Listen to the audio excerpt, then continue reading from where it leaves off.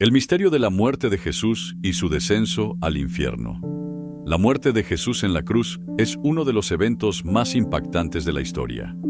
Su sacrificio no solo marcó el punto culminante de su misión en la tierra, sino que también desató una serie de eventos espirituales de proporciones cósmicas. Uno de los aspectos más enigmáticos de este acontecimiento es su descenso al infierno. ¿Por qué Jesús bajó a los abismos? ¿Qué significado tiene esto dentro del plan de redención? Para entender este misterio, debemos analizar cuidadosamente lo que la Biblia nos dice y cómo la tradición cristiana ha interpretado este hecho a lo largo de los siglos. Primero, es fundamental recordar que la muerte de Jesús no fue un final, sino un punto de transición. Desde su nacimiento, su vida estuvo marcada por un propósito claro: rescatar a la humanidad del pecado y la muerte. Pero para lograr esto, no bastaba con solo enseñar la verdad o realizar milagros. Era necesario que él mismo enfrentara la muerte y experimentara en carne propia el sufrimiento que el pecado había traído al mundo.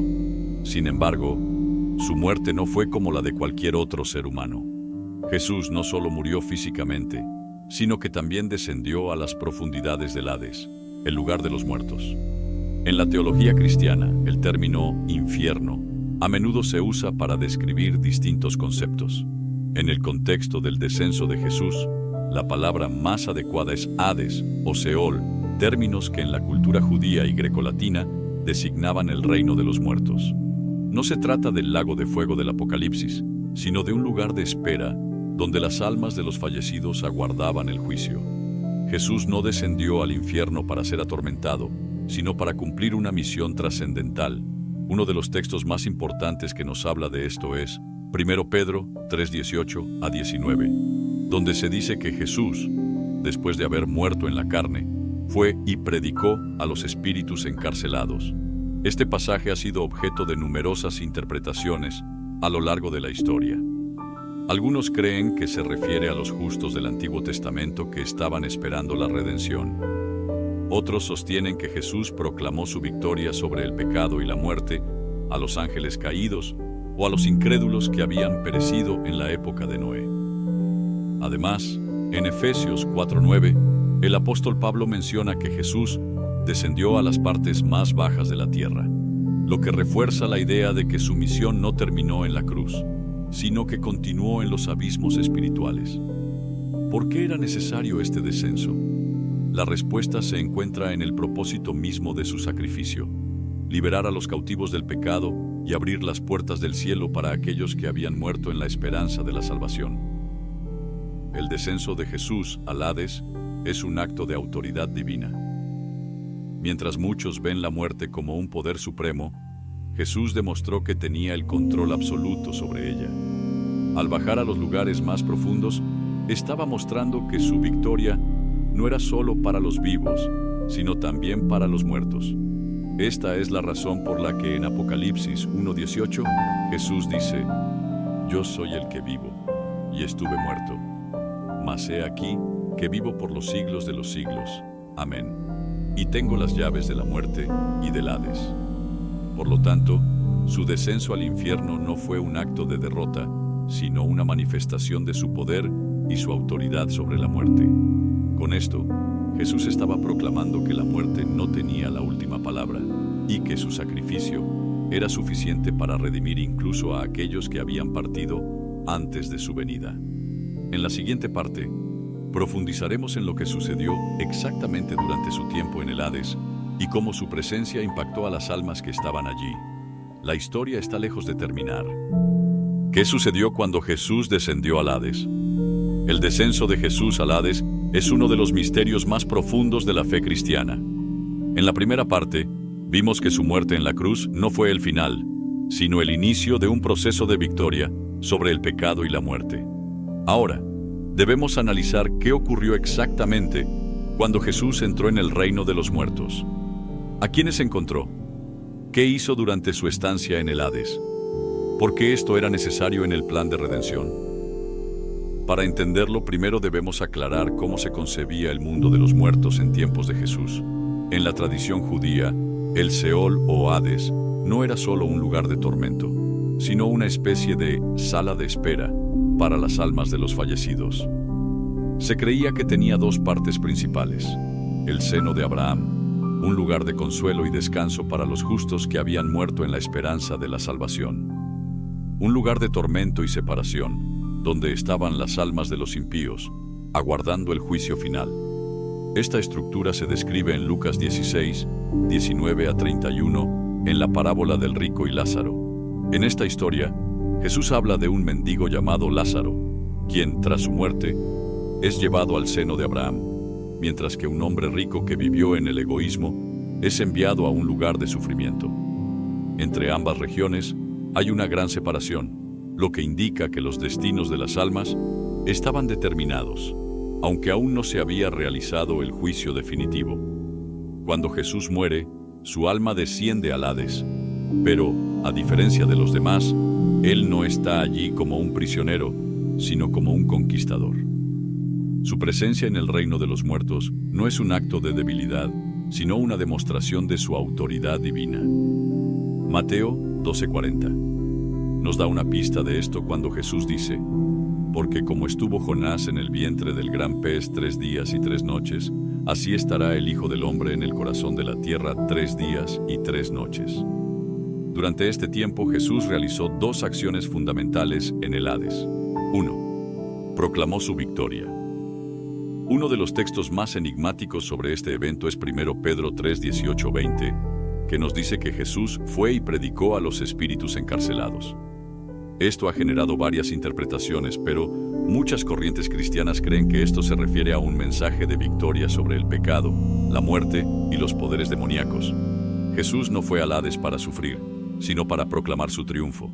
Aquellos que habían muerto en incredulidad, desde la época de Noé hasta los tiempos más recientes, escucharon de primera mano que el Mesías había vencido.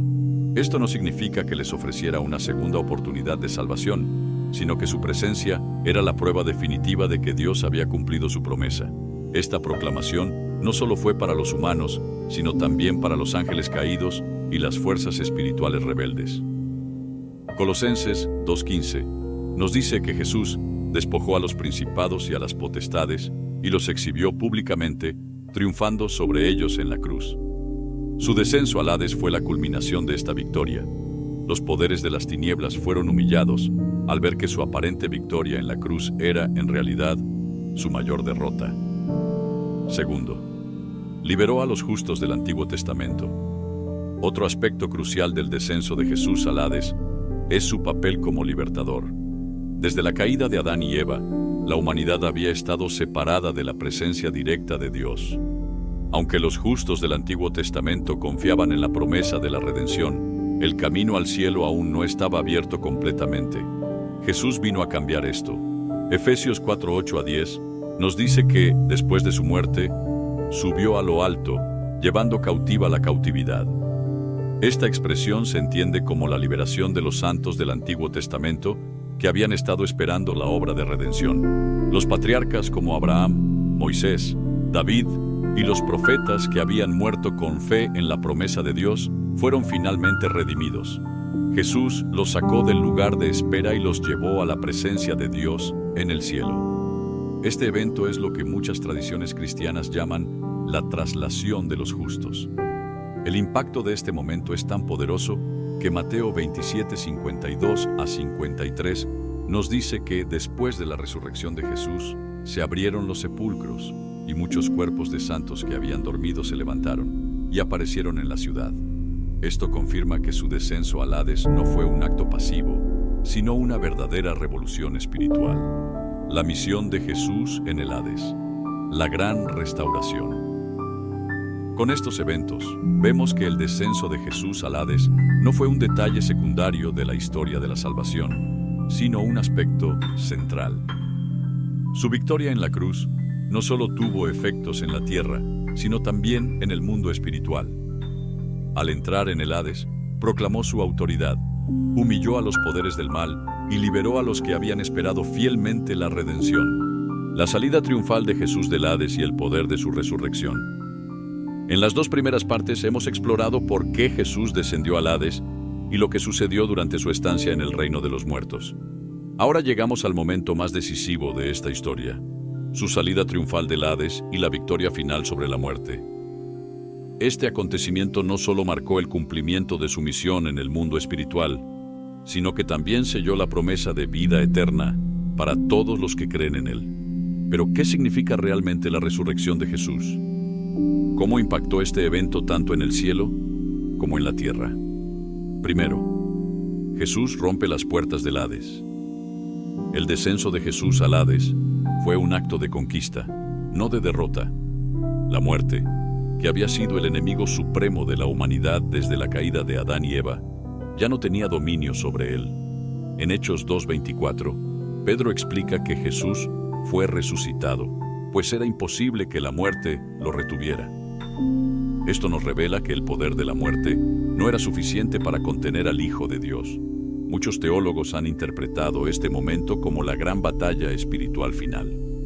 Mientras Jesús estuvo en el Hades, proclamó su victoria sobre el pecado y la condenación.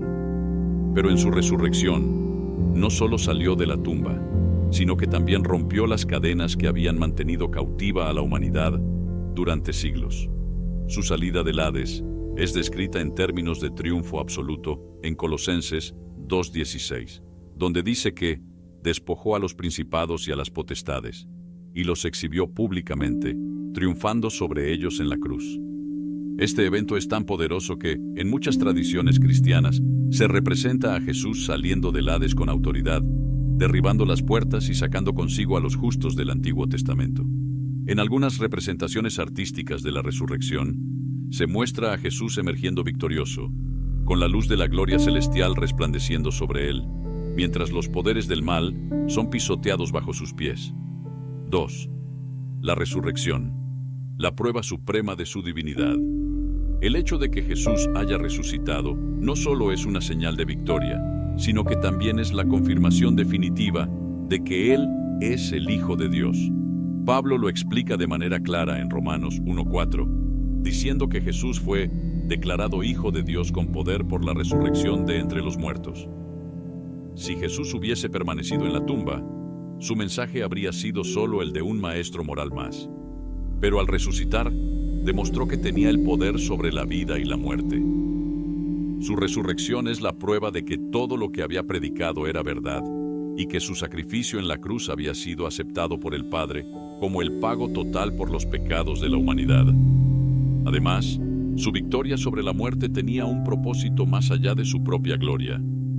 Jesús no resucitó solo para probar su poder, sino para abrir el camino a la vida eterna para todos los que creen en Él.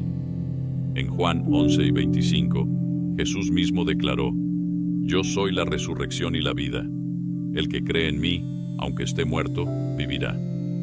Con estas palabras, Jesús estableció que su resurrección no era solo un evento único en la historia, sino el inicio de una nueva realidad para la humanidad. Tercera, la tumba vacía, la señal que cambió el mundo. El momento en que Jesús salió del Hades coincidió con el amanecer del primer día de la semana. Mientras tanto, en la tierra, las mujeres que habían seguido a Jesús se dirigieron a su tumba para ungir su cuerpo. Sin embargo, lo que encontraron fue un espectáculo impresionante. La tumba estaba vacía. Un ángel les anunció: «No está aquí, porque ha resucitado como dijo». Mateo 28:6.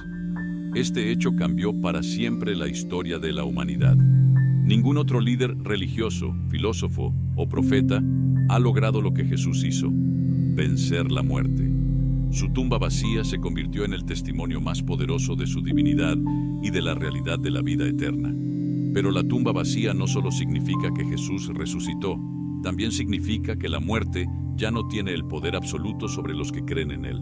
En primera epístola a los Corintios 15:55, Pablo celebra esta victoria con las palabras: «¿Dónde está, oh muerte, tu aguijón? ¿Dónde, oh sepulcro, tu victoria?».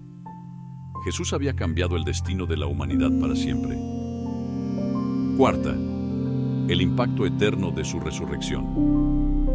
La resurrección de Jesús no solo fue un evento histórico, sino que tiene implicaciones profundas para cada persona que pone su fe en Él. En Romanos 6:4, Pablo explica que así como Cristo resucitó, nosotros también podemos vivir una nueva vida. Así como Cristo fue levantado de los muertos por la gloria del Padre, así también nosotros andemos en vida nueva. Esto significa que la resurrección de Jesús no es solo una historia del pasado, sino una realidad presente. Gracias a su victoria sobre la muerte, ahora tenemos acceso directo a Dios. Podemos vivir en libertad del pecado y tenemos la seguridad de que un día también resucitaremos para estar con Él por la eternidad. La ascensión de Jesús y su impacto en el mundo espiritual. Hasta ahora, hemos explorado el descenso de Jesús al Hades, su proclamación de victoria, la liberación de los justos y su gloriosa resurrección. Pero su misión en la tierra aún no había terminado.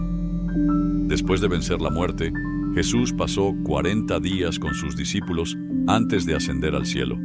Este evento no solo marcó el final de su ministerio terrenal, sino que también inició una nueva era en la relación entre Dios y la humanidad. Pero, ¿qué significa realmente la ascensión de Jesús? ¿Por qué no permaneció en la tierra después de resucitar? ¿Cuál es su papel actual en el cielo? En esta parte, analizaremos el significado espiritual de la ascensión y cómo este evento sigue impactando nuestras vidas hoy. Primero, los 40 días después de la resurrección. Tras su resurrección, Jesús no ascendió de inmediato al cielo. En lugar de eso, pasó 40 días apareciéndose a sus discípulos y enseñándoles sobre el reino de Dios. Esto es crucial, porque demuestra que su resurrección no fue un evento aislado ni una visión espiritual, sino una realidad tangible. En Hechos 1:3 se nos dice que, después de haber padecido, se presentó vivo con muchas pruebas indubitables, apareciéndoseles durante 40 días y hablándoles acerca del reino de Dios. Durante este tiempo, Jesús tuvo varios encuentros con sus seguidores. Se apareció a María Magdalena y a otras mujeres en el camino. Mateo 28, 9-10. Caminó con 2 discípulos en el camino a Emaús y les explicó las Escrituras. Lucas 24, 13-35. Se presentó a los discípulos en una casa cerrada y les mostró sus heridas para que creyeran.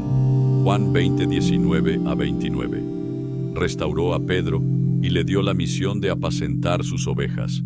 Juan 21, 15-19. Se apareció a más de 500 personas a la vez, según Pablo en 1 Corintios 15:6. ¿Por qué estos 40 días fueron tan importantes? Porque fortalecieron la fe de los discípulos, aseguraron el testimonio de su resurrección y prepararon a la iglesia para recibir el Espíritu Santo. 2. La ascensión. Jesús regresa a la gloria celestial. Después de estos 40 días, llegó el momento de su ascensión. En Hechos 1, 9-11, leemos el relato de este momento extraordinario. Y habiendo dicho estas cosas, viéndolos ellos, fue alzado, y le recibió una nube que le ocultó de sus ojos. Y estando ellos con los ojos puestos en el cielo, entre tanto que él se iba, he aquí se pusieron junto a ellos 2 varones con vestiduras blancas, los cuales también les dijeron: Varones Galileos, ¿por qué estáis mirando al cielo? Este mismo Jesús, que ha sido tomado de vosotros al cielo, así vendrá como le habéis visto ir al cielo. Este pasaje nos muestra que la ascensión de Jesús no fue un acto simbólico, sino un evento real y visible.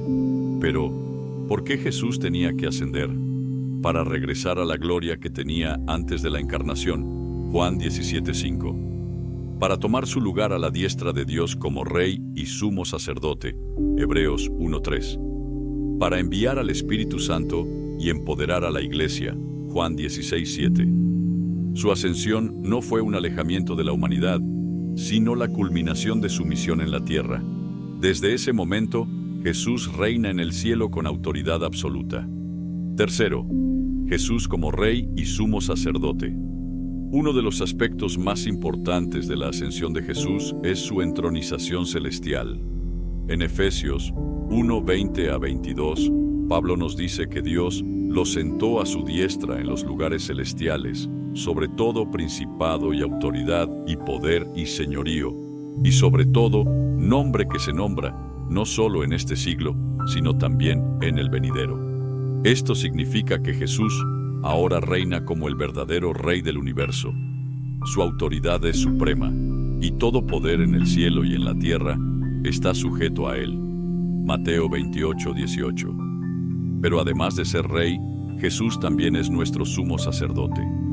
En Hebreos 4:14-16, se nos dice que tenemos un gran sumo sacerdote que traspasó los cielos, Jesús, el Hijo de Dios. Esto significa que Él intercede continuamente por nosotros ante el Padre. Su papel como sumo sacerdote es fundamental porque asegura que el sacrificio de la cruz sigue siendo eficaz. Cuando pecamos, podemos acercarnos con confianza a Dios porque Jesús ya pagó el precio por nuestros pecados y nos defiende ante el Padre. Cuarta, el impacto de la ascensión en nuestras vidas. La ascensión de Jesús no es solo un evento histórico, sino una realidad que transforma nuestra vida diaria. ¿Cómo nos afecta esto hoy? Nos da acceso directo a Dios. Como nuestro mediador, Jesús nos ha abierto el camino para que podamos hablar directamente con Dios, sin necesidad de sacrificios o sacerdotes humanos. 1 Timoteo 2:5. Nos llena de esperanza. Jesús prometió que volverá de la misma manera en que ascendió. Hechos 1:11.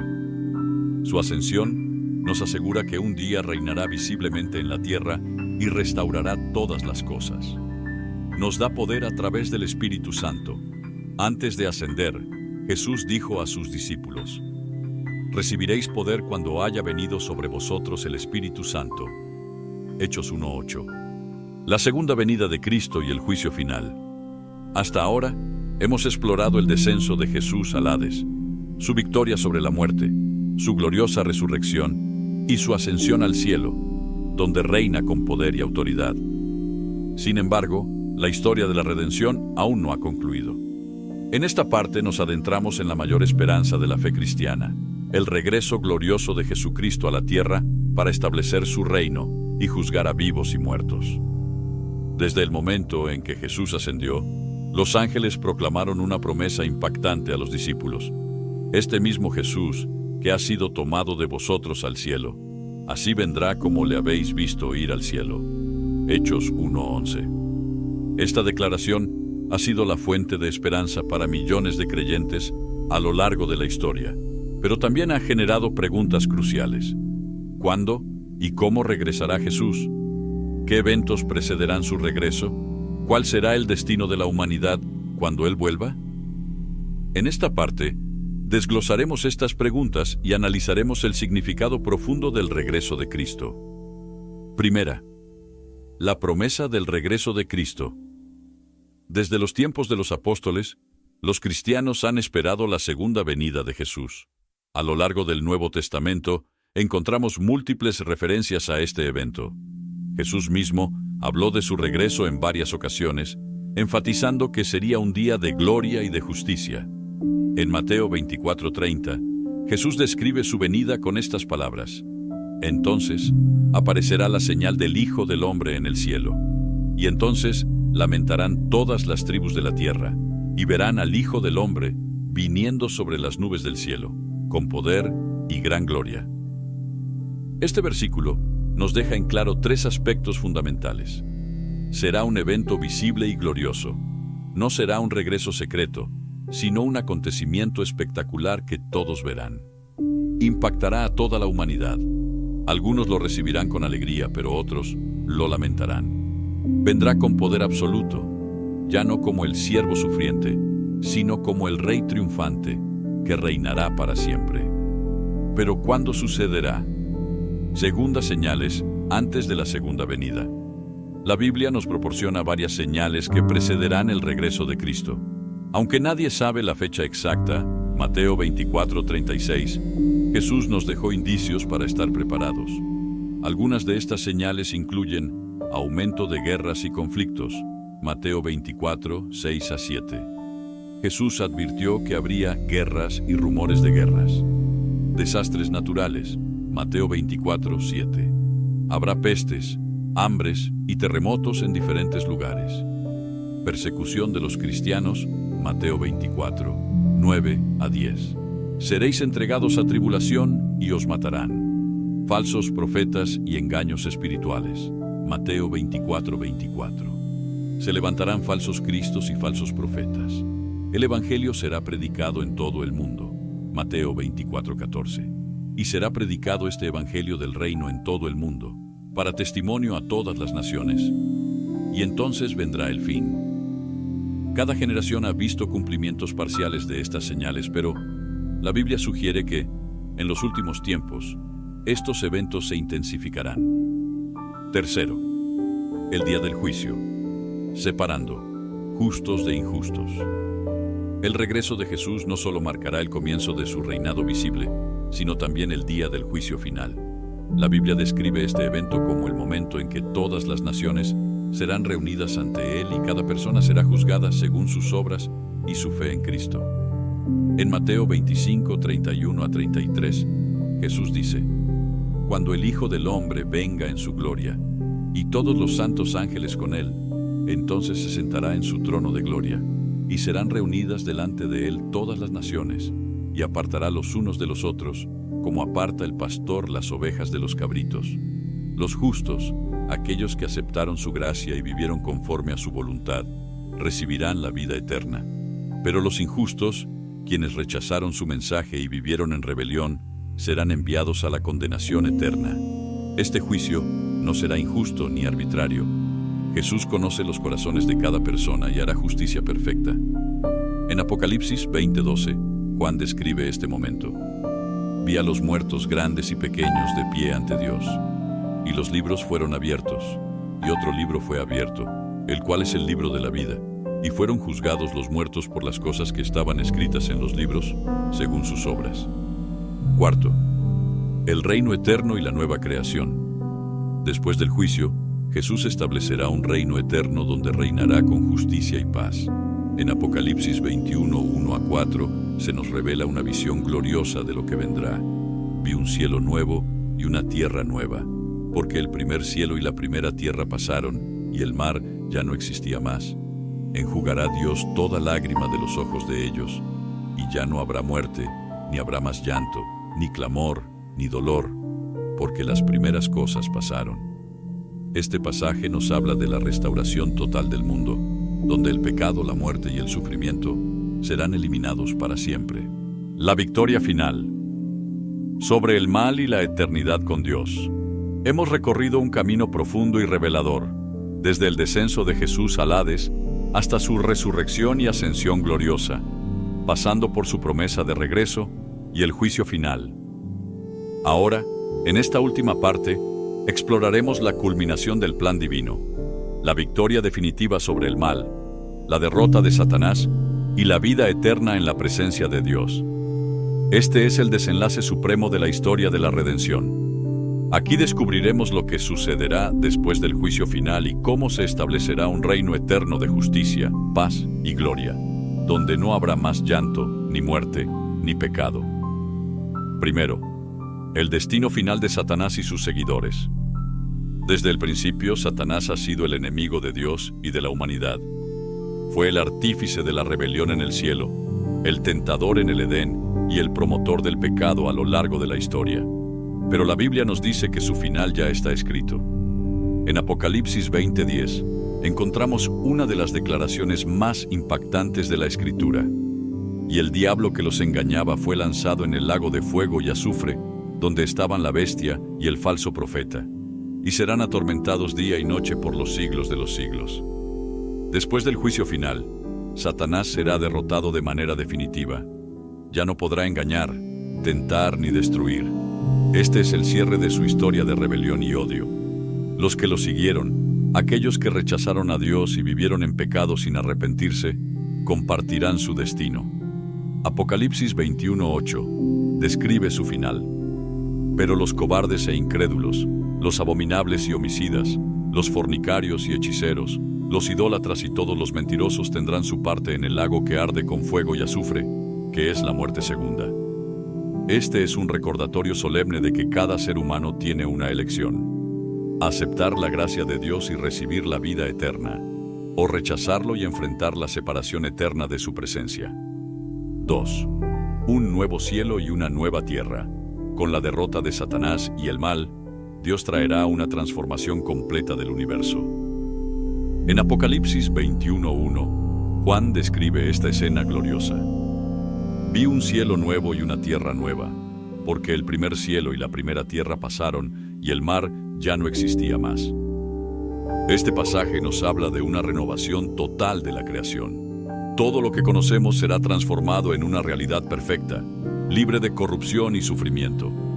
El pecado trajo destrucción al mundo, pero Dios restaurará todo a su diseño original, aún mejor que el Edén. No será solo una restauración física, sino también una restauración espiritual y moral. Tercera, la Nueva Jerusalén, la morada de Dios con los hombres. Uno de los aspectos más asombrosos de la eternidad es la revelación de la Nueva Jerusalén, la ciudad santa donde Dios habitará con su pueblo. En Apocalipsis 21, 2-3, se nos da una visión impresionante. Y yo, Juan, vi la santa ciudad, la Nueva Jerusalén, descender del cielo, de Dios, dispuesta como una esposa ataviada para su marido. Y oí una gran voz del cielo que decía: He aquí el tabernáculo de Dios con los hombres, y Él morará con ellos, y ellos serán su pueblo, y Dios mismo estará con ellos como su Dios. ¿Qué significa esto? Dios vivirá con su pueblo de manera visible y directa. Ya no habrá separación. Será una ciudad gloriosa, sin comparación en la historia humana.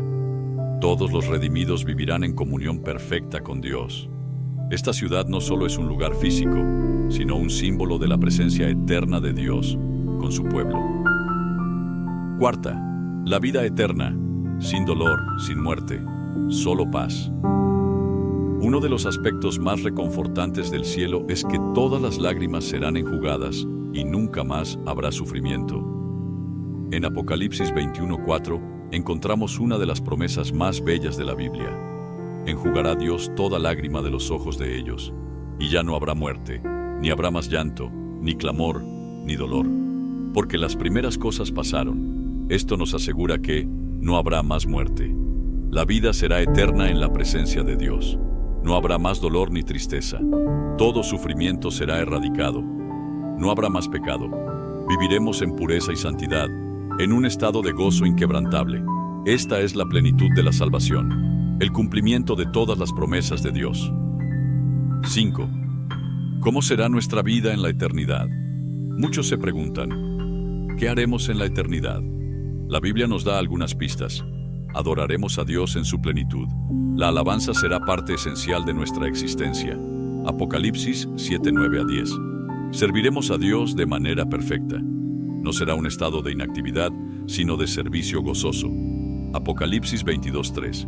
Viviremos en comunidad con todos los redimidos. Nos encontraremos con los santos de todas las épocas. Hebreos 12:22-23. Exploraremos la gloria de Dios sin límites. La eternidad será una aventura de descubrimiento continuo de su grandeza. 6. La invitación final. La salvación está disponible. Hoy, la historia de la humanidad culmina con una invitación poderosa.